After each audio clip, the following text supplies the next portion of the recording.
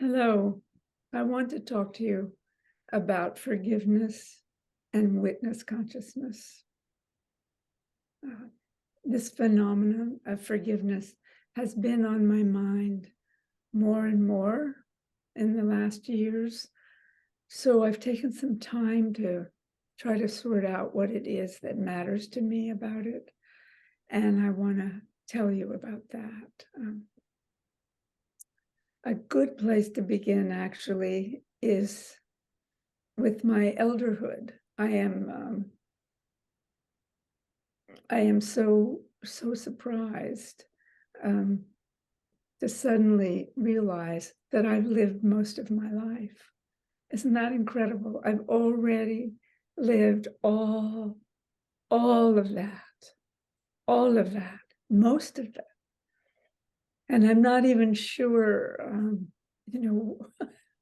what that means. It's not about analysis. It's a little shocking, and it's very humbling. I'm very humbled by this. And also, there's an awe about it. It's like, oh, we each take our turn through the cycle of life. And the more consciousness I can bring to when it's my turn, I feel safer. I feel more ready and able for the possibility of being where I really am.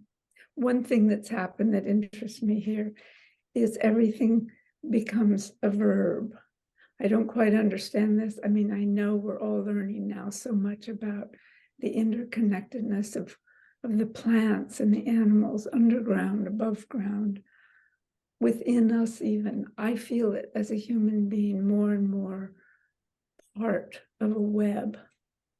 And this is very, very comforting for me. It's filled, this web is filled with visible and invisible movement all the time, even in stillness. And I know that's paradox. And this interests me now at this time in my life. I know less and less about where we really are in this realm, and less and less about what we are actually doing here. And it's okay to not have any more nouns. I think in the development of a language, we need them, especially in the West. I know there are languages without nouns, but in the West, we have nouns. And I'm grateful for them. I think they ground us and make it possible for us to actually more consciously move more deeply into this web. At this time, as I'm trying to complete things, I want to say first that when I use the word completion, I'm not talking about perfection. I'm talking about wholeness, which totally includes the light and the dark of us, the truth of us. Everything can be held within this whole crucible that we name ourselves. And in this crucible, it's filled with everything that's visible, and it's filled probably mostly with that which is invisible. All of the hidden fears and pain and anger, as well as even the hidden loves, as well as the welcome of life, this life, the goodness of it, the joy and the ecstasy of it. And of course, the wholeness carries death, a death of a knowing, no matter how oblique, of our own death, as well as all of the deaths that we experience as we are so alive. The death of a way we've known ourselves to be, the death of precious loved ones, the death of what might be possible. All of this is within the wholeness. So this is what I do when I enter the wholeness. I remember years ago in our Williamsburg home, there was a thick, a white carpet that had, it wasn't cropped, it was thick. And I remembered sitting in front of this cozy fire by myself one morning and drawing these arcs. And I desperately wanted the arc to end where it began. So there would be a circle, a completeness. So I would leave an indentation in the carpet with my finger, and I would wind around. And just when I thought it was going to meet the beginning, because that indentation was still there in the carpet, it would go off in another direction and create another arc. And then it was just about to complete itself. And then what was that? Something would take that arc, that beautiful arc, and take it somewhere else. Please, could it just meet that tidiness I wanted so much? And that tidiness, I know, is impossible. So here I am in this process of completion, understanding how profoundly human it is to want that kind of perfection instead of completion within a life evolving. But look at us, we're way too mysterious to have that possibility of that perfect ending at the beginning. I do think it's possible energetically. I do not think it's possible within our personalities. So now I'm in this process of completion, and actually it's a process, part of it I love. For years in my January retreats, I began the first few days of opening all my filing cabinets and flinging papers.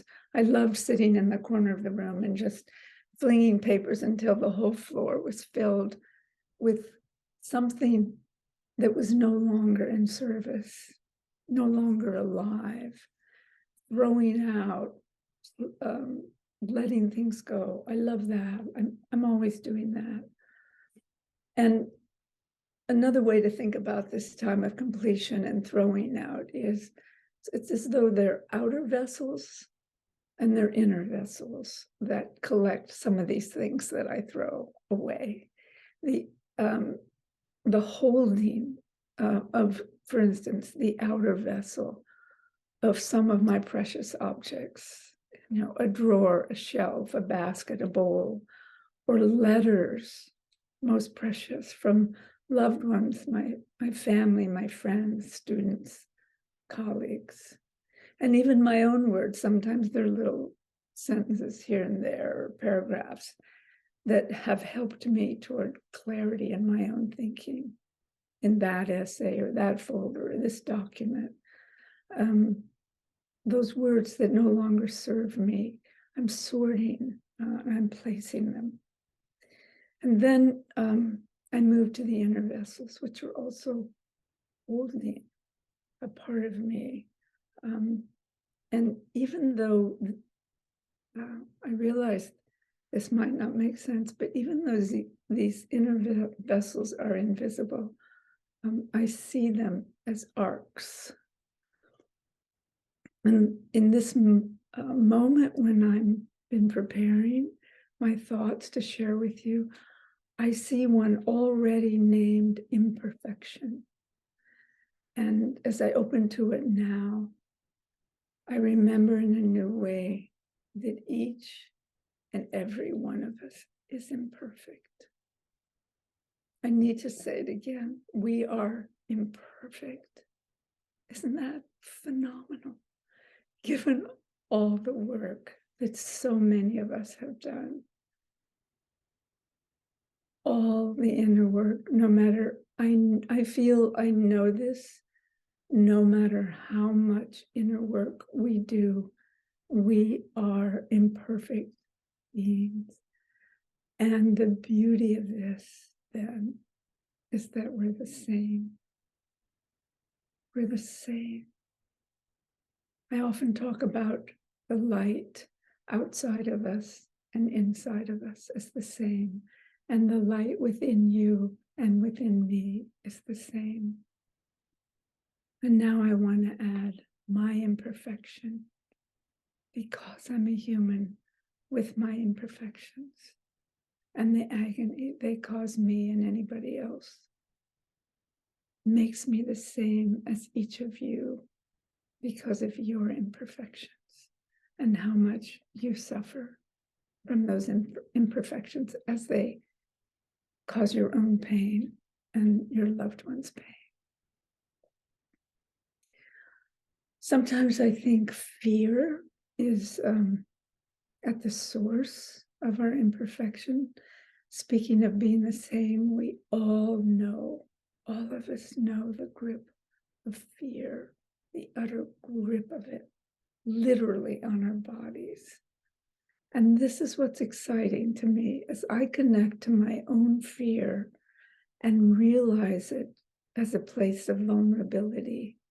Then I can connect to yours and his and hers and theirs and all of those people. We all know that. As long as I can remember, I personally, this is just my own experience, I assume that everyone has a brilliant reason, a brilliant, brilliant reason. This makes me so sad for acting and speaking the way they do. Of course, look at our genetic coding. Look at our personal histories. Look at what has happened to most people on the planet since they've been tiny infants.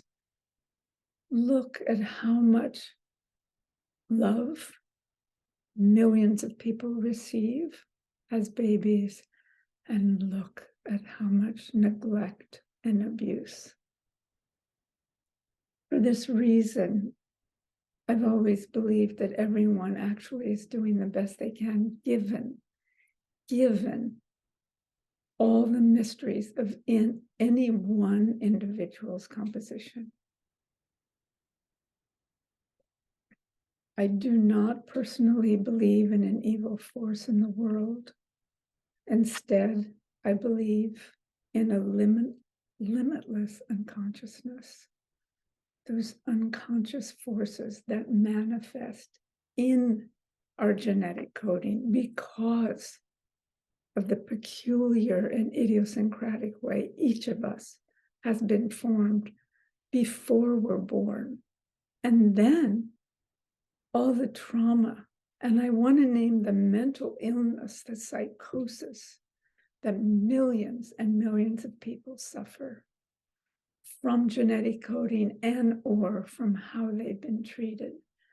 And as I accept this truth, that it's not about an evil force in the world, it's about the boundless unconscious forces within each of us body forms. As I accept this truth, are in and all of this that causes our inevitable imperfections, then I think, okay, what is our responsibility toward our own and others' imperfections? And then I start to feel like it's time for some creative work. How can we be responsible to our imperfections instead of hide them, skew them, deny them, allow them to have a freedom in harming ourselves and others? How can we be more responsible for them? So this is why I wanted to talk to you. This is what I'm choosing to bring to you, my own thoughts now. This matters to me. And also, I feel some urgency about this in our world today. The impact of human imperfection. What I've learned in my inquiry, and this can sound very difficult for many people. But what I've learned is it's possible to actually separate the person and the act or the speech that person embodies or reflects. It's actually possible to separate, to untease, to take apart the person who's just a person, who once was a tiny little being who suffered, to separate that person from sometimes the most heinous, horrific, unbelievable acts that person is capable of. So there's a difference between who we really are and our actions and words as separate phenomena. It's possible then, if we can do that and sustain that, it's possible to forgive the person and their imperfections because we're the same. It could have been us. But we do not forgive the act. And that's why I think we get so confused. We are separate from our words and actions. And then we forget this, and then we respond without thinking. When we condemn speech and action of another or of ourselves, we're often automatically condemning ourselves or the person. So again, how do we do that work? From a place of compassion, separate the person, the light that's the same in all of us, from the unthinkable things that we say and we do. And here, it's very important to pause for me to say that in making this separation and remembering we're the same and remembering the light in the person who's done the most unspeakable things to harm others, we do not for a second condone the act. We demand accountability. In the world at large, there are laws insisting on justice. In our own kitchens, in our most intimate relationships, we try as we can to forgive and to apologize, to restore, to repair the integrity of that relationship, because we do harm those we love. And then we're just appalled that we've caused that harm. The other thing that's important for me to remember is that forgiveness doesn't mean that we have to like each other or be connected. If a man in an alcoholic stupor crashes into another car and kills 4 people, it's actually possible for that family to forgive that man, but it doesn't mean that they have to like and become friends with that man. That's an important distinction. And another one is forgiveness cannot be a duty. Okay, now I have harmed you. It is my duty to apologize. It doesn't seem to work in that way. And if we expect the one who is hurt to forgive, I think it only victimizes them further. I don't think it works in that way either. And the last thing I would say here is forgiveness is not a denial of the unimaginable pain. That has nothing to do with forgiveness. And we've learned that if we hate people who hate us or other people or peoples, if we just continue that cycle of hating those who hate us, hate those, we're just perpetuating and deepening the chasm of really destroying the web of our interconnectedness, of really putting out that light, of dimming that light that we all share. I find it seems as people talk about their hate that it makes them feel heavier. It takes up more space with them, that people talk about becoming prisoners of hating someone. It takes up more and more space. So they carry it around and dominate. It's a heavy force. It's interesting to me that it can have that much power just within the person who hates. Desmond Tutu reminds us, this is a beautiful quote. He says, forgiveness does not mean condoning what has been done. It means taking what has happened seriously and not minimizing it. He says, drawing out the sting in the memory that threatens to poison our entire existence.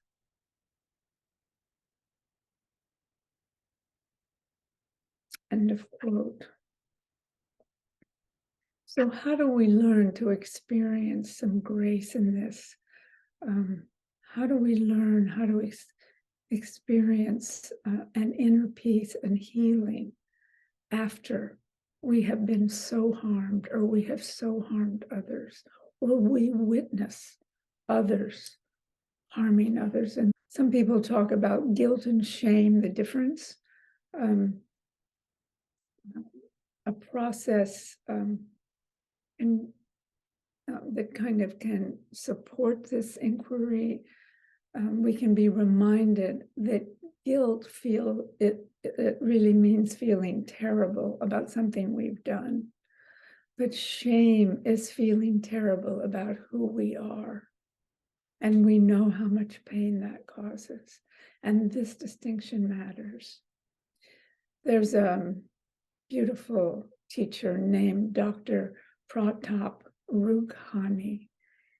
He asked this question: how to humanize rather than demonize the one who hurts us, the one who pushes us to the edges of human endurance. So here's the essential question. And I read this, it's almost like a prayer. Have I forgiven myself for that act, those words, those thoughts? Have I forgiven each person from whom I have felt harmed? Do I forgive all those who in this moment, who in all moments are darkly, darkly, darkly harming millions of others we do not know, we cannot touch, we cannot rescue?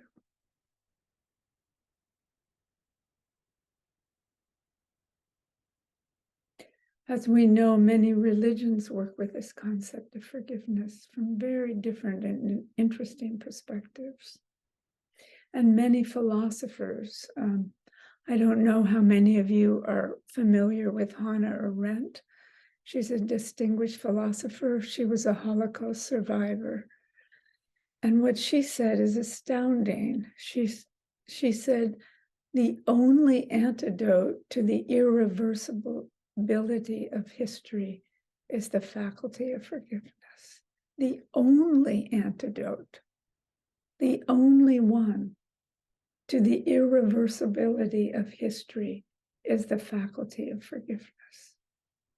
And then if we go all the way to the other side, to the poet who's talking about the minute detail in intimate relationships here, David White says, all friendships of any length are based on a continued mutual forgiveness. All relationships, all friendships. We can't escape it. This is who we are. We harm ourselves and we harm each other. So then I'm interested, I think, well, let's turn to, for me anyway, to my practice, to the discipline of authentic movement. How does it prepare me to forgive? What happens when I leave the studio, the safety and the protection of the studio? What happens? Well, we know as movers, we have this extraordinary opportunity as our own pain around hurting ourselves or having been hurt from those who cared for us, as that arises, we can begin to speak about it to our witness. We can become conscious as we verbalize that pain. We can actually move into the direction of forgiving ourselves and actually forgiving our parents, our grandparents, our teachers, those who have harmed us. So for the mover, there's already a built-in way to study the phenomena of forgiveness. It seems to happen naturally as the mover comes closer and closer to fully accepting and loving themselves, as the harshness of their judgment falls away. And this allows them, the mover, to forgive others and to realize that it becomes possible to forgive themselves. In the studio practice as witnesses, this is fascinating to me. I don't remember once ever being concerned about forgiving my mover, ever. It's incredible.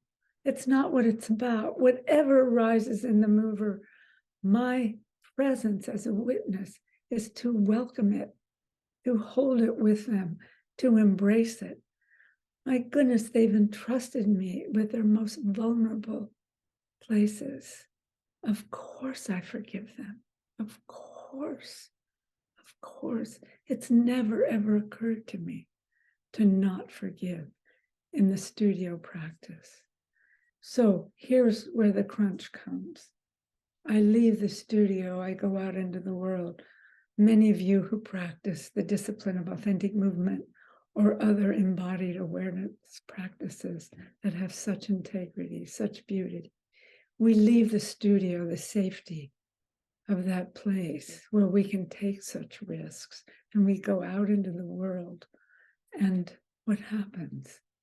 No matter how much inner work we have done in the studio, we still, outside of the studio, hurt ourselves and hurt each other. Are we prepared, actually, outside of the studio, to forgive people who are not our movers, who are not entrusting us with their vulnerability? How does this happen? For me, over and over, the answer is compassion. I remember the first time I was invited to teach in Europe, and there was this marvelous group of people from many different countries. And I was chattering along, and I came to the word compassion, and suddenly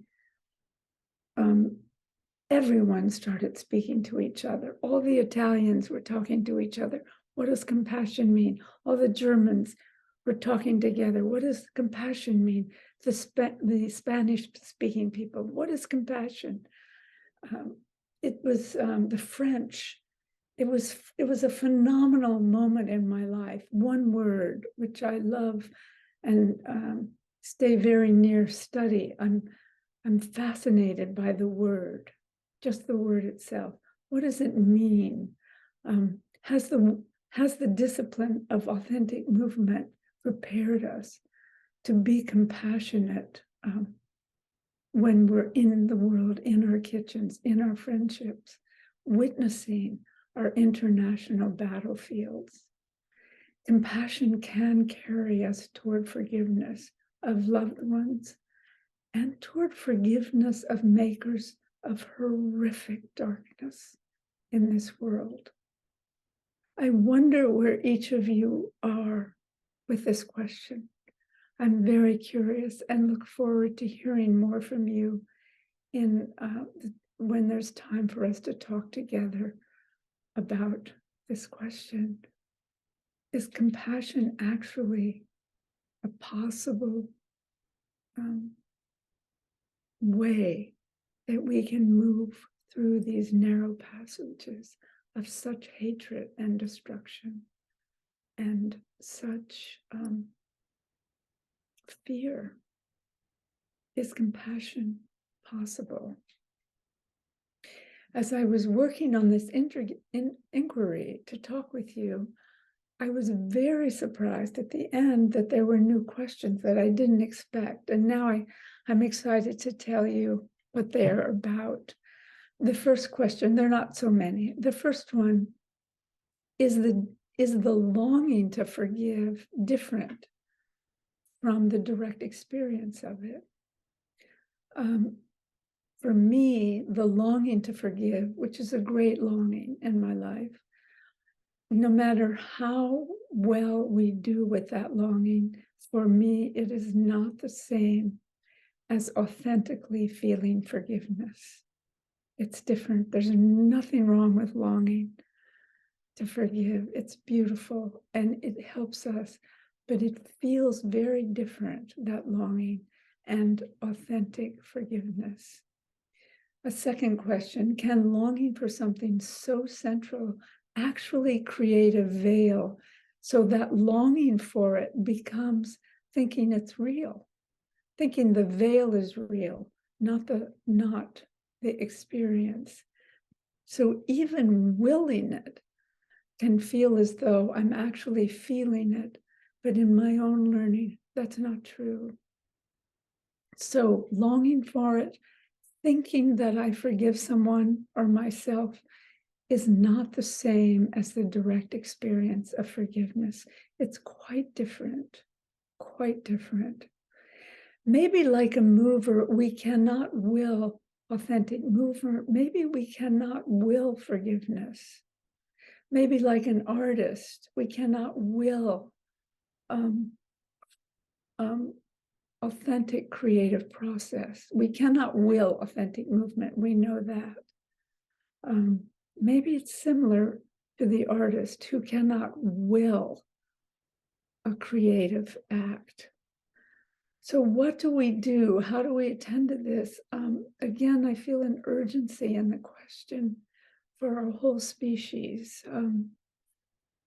What is possible perhaps is a trust, an authentic trust in a clear intention toward forgiveness. That's the best that I've come up with.